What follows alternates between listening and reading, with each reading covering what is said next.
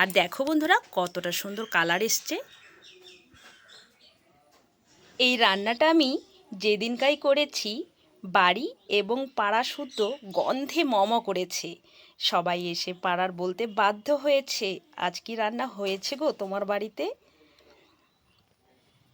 এখানে একটা পাট শাকের আটির থেকে আমি পাট শাকগুলো ভালো করে ছাড়িয়ে নিয়েছি। তারপর জল পাল্টে পাল্টে 4-5 বার ভালো করে ধুয়ে জলটাকে একদম ভালো করে ঝরিয়ে নিয়েছি। জলটাকে অবশ্যই ভালো করে ঝরিয়ে নিতে হবে। এবার আমি যতটা পারবো একদম শাকগুলোকে মিহি করে কুচিয়ে নেব, মানে ঝিরিঝিরি করে কেটে নেব। পাট শাকগুলোকে ঠিক এইভাবে ঝিরিঝিরি করে কেটে নিয়েছি, একদমই ঝিরিঝিরি করার চেষ্টা করেছি। এইবার একটা মশলা রেডি করে নিতে হবে। কালো সর্ষে পোস্ত 2 চামচের মতো, কয়েকটা কাজু, আর দিয়ে দিচ্ছি 1 ইঞ্চি আদা, 3-4টে কাঁচা লঙ্কা আর বড় সাইজের একটা পেঁয়াজ। এবার মশলাগুলোর মধ্যে একটু জল দিয়ে বেশ ভালো করে একটা পেস্ট তৈরি করে নেব। মশলাটা ভালো করে পেস্ট হয়ে গেলে কেটে রাখা পাট শাকগুলোর মধ্যে দিয়ে দিচ্ছি মশলাটাকে।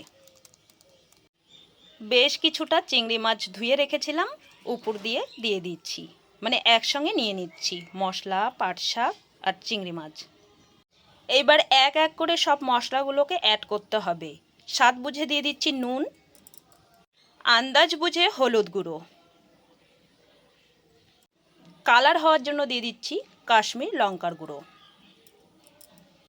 সামান্য একটু জিরের গুঁড়ো অ্যাড করার চেষ্টা করবে, তাহলে ফ্লেভারটা দারুণ সুন্দর আসবে।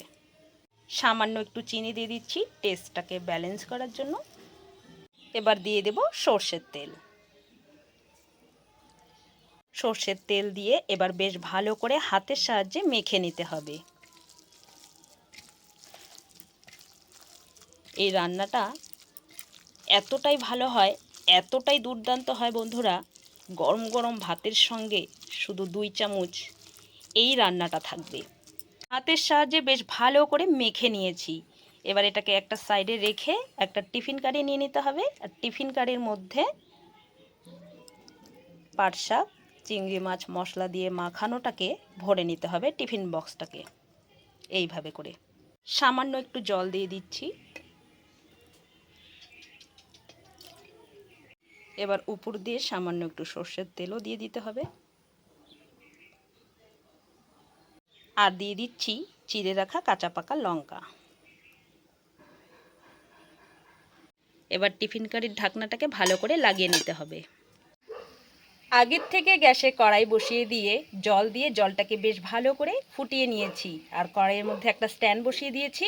এবার টিফিন বক্সটা এর মধ্যে বসিয়ে দিচ্ছি কড়াইয়ে। এবার একটা ঢাকনা দিয়ে বেশ ভালো করে ভাপিয়ে নিতে হবে। 20 মিনিট ধরে ভাপিয়ে নিয়েছি। আর এই রান্নাটা 20 মিনিট ভাপালেই হয়ে যাবে। এবার গ্যাস বন্ধ করে দিয়ে টিফিন বক্সটা নামিয়ে নেব। একটু ঠান্ডা করে নিয়ে পরিবেশন করে নেব। একটু ঠান্ডা করে নিয়েছি, এবার পরিবেশন করে নেব। আর দেখো বন্ধুরা কতটা সুন্দর কালার এসছে।